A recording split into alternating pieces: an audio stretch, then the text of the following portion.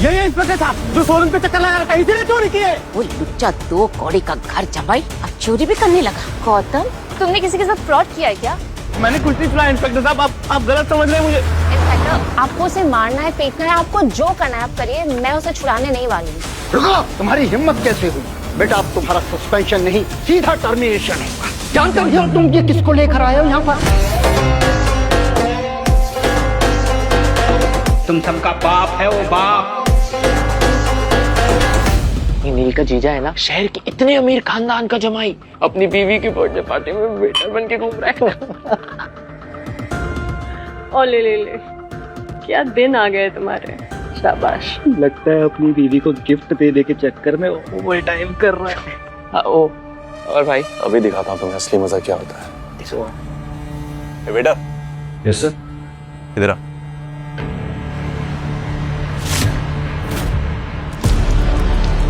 गंदा हो गया। देख क्या रहा है, साफ कर इसे, साफ कर। घर जमाई गौतम बिना कुछ कहे नील के जूते साफ करने लगता है। वहां खड़े सभी लोग उस पर हंसने लगते हैं और ये देखकर अवनी की नजरें शर्म से झुक जाती हैं। नील के जूते चमकने के बाद गौतम ने चुपचाप कहा, हो गया सर, गुड।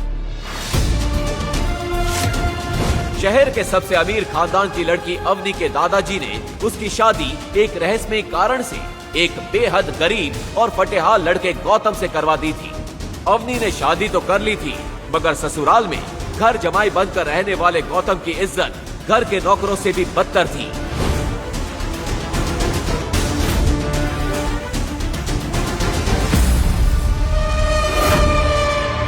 आखिर तुम्हारी प्रॉब्लम क्या है गौतम, और कितना नीचा दिखाओगी मुझे? मेरे बर्थडे पार्टी में इस तरह से वेटर बन के आने की क्या जरूरत थी?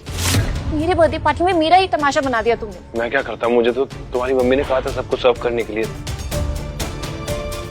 अब जो जिस लायक होगा उसे वही तो बोलेंगे ना। तुम जब से इस घर में आए हो ना, घर जमाई नहीं, घर के सबसे घटिया नौकर लगते हो। हमारे घर के नौकर भी तुमसे 10 गुना ज्यादा पैसे कमाते हैं। पता नहीं दादाजी ने तुम में ऐसा क्या देख लिया, इस मजबूरी में आकर उन्होंने मेरी शादी तुमसे करवा दी। Thank you. तुम प्लीज पानी पियो, प्लीज कूल डाउन।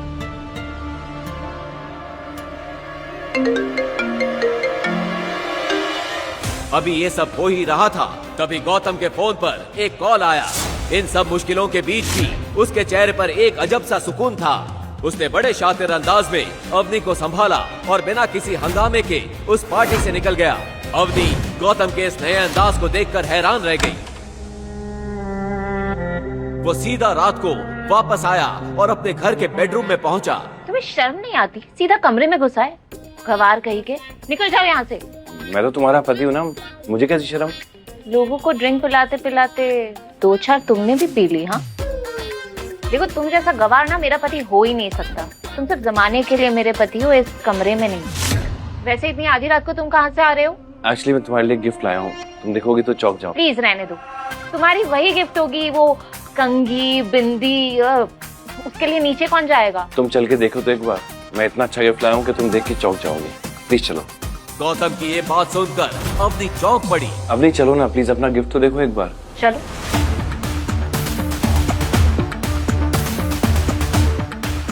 गौतम ने अवनी का हाथ थामा और उसे अपनी गिफ्ट की तरफ ले गया। जैसे ही अवनी की नजर अपने गिफ्ट पर पड़ी, उसके होश उड़ गए।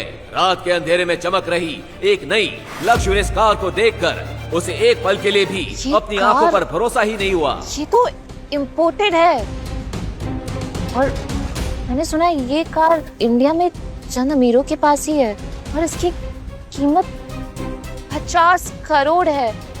मैंने कल ही न्यूज में सुना। गौतम, तुमने किसी के साथ फ्रॉड किया है क्या, या तो हमारी कंपनी में पैसों का घोटाला किया है? सच सच बताओ गौतम। क्या गौतम ने सच में चोरी की या सच कुछ और ही है? किसका कॉल आया था गौतम को? ये गौतम का वो सच था जो चाहकर भी अवनी को फिलहाल नहीं बता सकता था। अब वो एक्चुअली ये गाड़ी में अपने दोस्त से उधार मांग के लाया हूँ। तुम्हारा बर्थडे है ना आज, तुम्हारे लिए इतना तो कर ही सकता हूँ। तुम कहो तो हम दोनों ड्राइव पे चलें। ड्राइव? My foot! अब तुम इतना गिर गए गौतम। पहले तुम भले 50 रुपए की गिफ्ट लाते थे, लेकिन अपने पैसों की लाते थे। और इतनी महंगी कार तुम्हें कौन उधार देगा? प्लीज ऐसे ही कार लाओ ना, वही वापस रखाओ।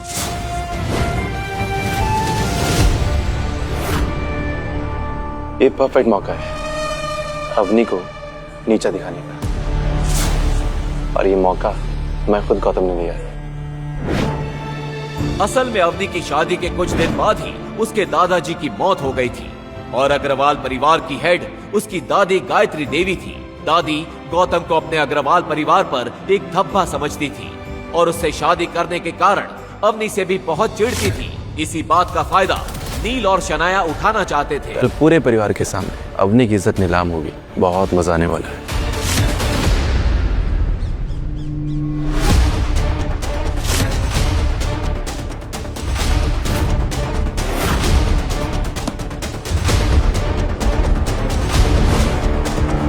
हमारे घर पुलिस?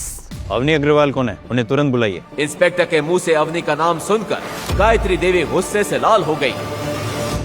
अवनी! दादी की आवाज सुनकर अवनी दौड़ी दौड़ी आई और वहाँ पुलिस को देखकर उसका दिल जोरों से धड़कने लगा। इंस्पेक्टर साहब, आप यहाँ इतनी सुबह? क्या हुआ? आप मुझे क्यों ढूंढ रहे हैं? मैंने सुना इस घर में एक चोरी की इंपोर्टेड कार आई है। ये सुनते ही अवनी समझ गई कि इंस्पेक्टर कल रात गौतम की लाई हुई कार की बात कर रहा है।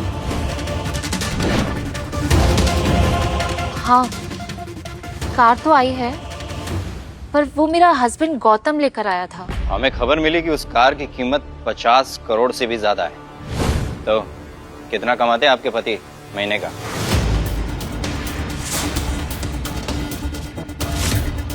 वो लुच्चा 2 कौड़ी का घर जमाई अब चोरी भी करने लगा।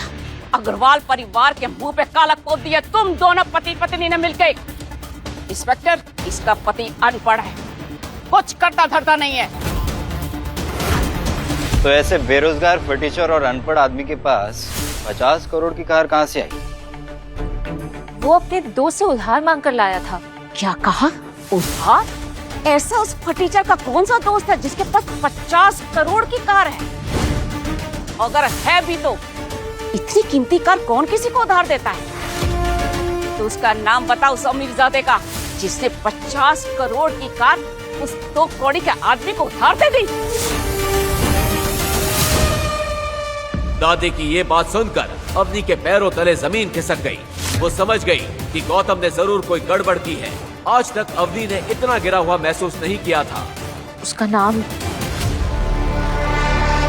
उसके दोस्त का नाम मुझे नहीं पता। तो फिर जाइए अपने पति को बुलाइए। शेरा, जाओ जाके उसको ढूंढ के लाओ।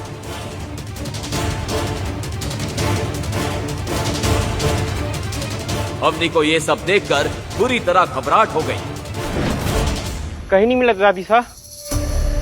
इंस्पेक्टर साहब, मुझे तो लगता है ये दोनों पति पत्नी मिलकर चोरी का काम करते हैं। अग्रवाल परिवार के नाम पर ये लड़की कलंक है।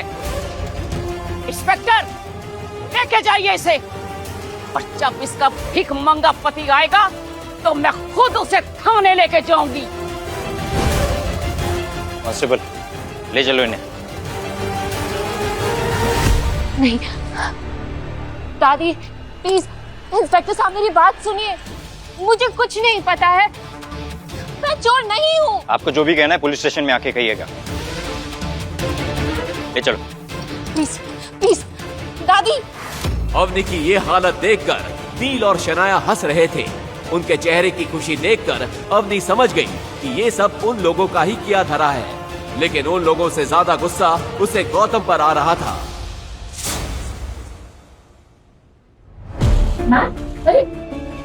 दादाजी की शर्त जाए भाड़ में।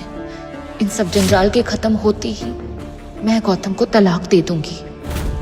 तभी कांस्टेबल ने अपने कंप्यूटर पर कुछ ऐसा देखा जिससे उसके चेहरे का रंग उड़ गया। वो तुरंत इंस्पेक्टर के पास दौड़ा और उसके कानों में कुछ फुसफुसाया। ये सुनकर इंस्पेक्टर खुद तेज कदमों से कंप्यूटर की तरफ बढ़ा और जो उसने देखा उसके होश उड़ गए। अरे तेरी, लग गए पांडे। ये तो राठौड़ राज परिवार की गाड़ी है। जल्दी से बड़े साहब को इन्फॉर्म कर। जा। अब तो तुम भगवान को याद करना शुरू कर दो। राठौड़ राज परिवार की पूरे राजस्थान में बहुत इज्जत थी। उन लोगों का नाम सुनकर अवनी के पसीने छूट गए। राठौड़ राज परिवार, और अब तक एक भी कंप्लेंट नहीं। लगता है अग्रवाल फैमिली का वक्त आ गया है। वहीं दूसरी ओर गौतम जब घर लौटा तो अवनी को ना देखकर उसे अजीब लगा। ये अवनी कहाँ चली गई? आज मुझे ऑफिस पहुंचाने के लिए भी नहीं बोला, फोन भी नहीं लग रहा है, कहाँ जा सकती है? इसी अफरा तफरी के बीच नील अपने नए अंदाज और शातिर मुस्कान के साथ वहां पहुंचा। उसकी आंखें सीधा गौतम पर टिक गई, जैसे किसी शिकारी ने अपने निशान को पहचान लिया हो। अरे गौतम, क्या हुआ? अवनी को ढूंढ रहे, लेकिन उसे तो पुलिस पकड़ के ले गई है। पुलिस? किस जुर्म में? तुमसे शादी के जुर्म में। बेचारी अवनी। सच सच बता, किस जुर्म में? वो कल रात तुम जो कार लेकर आए थे ना, उसकी चोरी के जुर्म में। कल रात मैंने देखा कि तुम जैसे भिखारी के पास इतनी महंगी गाड़ी कैसे आ सकती है, तो मैंने तुरंत पुलिस को इन्फॉर्म किया और सुबह सुबह पुलिस आकर अवनी को पकड़कर ले गई। हरामजादे। तूने अच्छा नहीं किया। जब तक तुम लोग मेरी भी इज्जत कर रहे थे मैंने कुछ नहीं कहा, लेकिन मेरी बीवी के साथ मैं बर्दाश्त नहीं करूंगा। तो देख अब मैं अग्रवाल फैमिली के साथ क्या करता हूँ। ए चोर!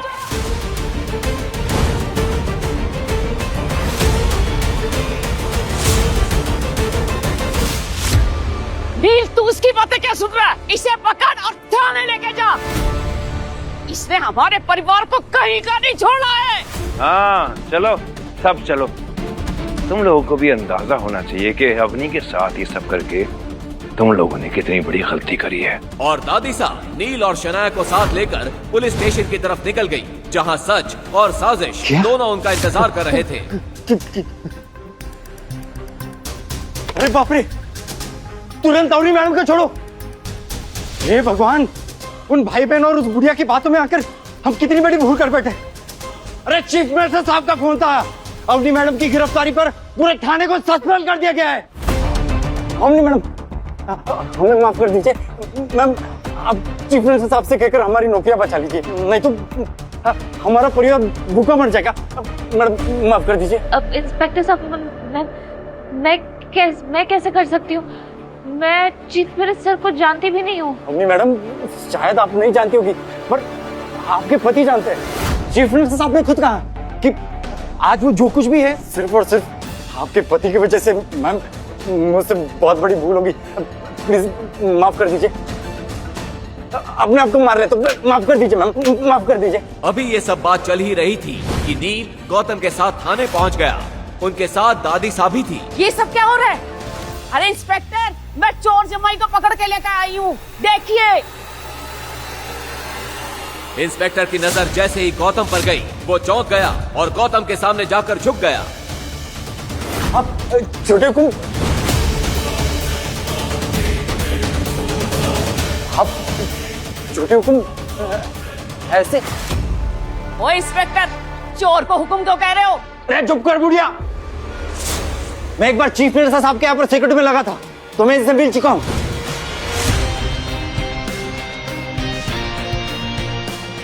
फिर इंस्पेक्टर ने गौतम के बारे में जो बताया, वो सुनकर वहाँ खड़े सभी लोगों के होश उड़ गए। जब गौतम का असली राज खुला तो पूरा पुलिस स्टेशन का मंजर बदल गया। एक पल में जहाँ गोली की आवाज गूंजती थी, वहाँ सब उसके सामने घुटनों पर गिर गए। इतने सालों से ये हमारे घर में नौकर बनकर क्यों रह रहा? क्या सच है गौतम का? अब क्या होगा जब अग्रवाल परिवार गौतम का सच जान गया है? क्या अवनी के दादाजी को गौतम की सच्चाई पता थी? क्यों करवाई थी उन्होंने ये शादी? इन सभी सवालों के जवाब जानने के लिए नीचे दिए गए इंस्टॉल बटन पर क्लिक करके डाउनलोड कीजिए पॉकेट FM और फ्री में सुनिए रॉयल वॉरिस। ध्यान रहे कि ये कहानी सिर्फ आज के लिए फ्री है। अभी डाउनलोड करें पॉकेट FM।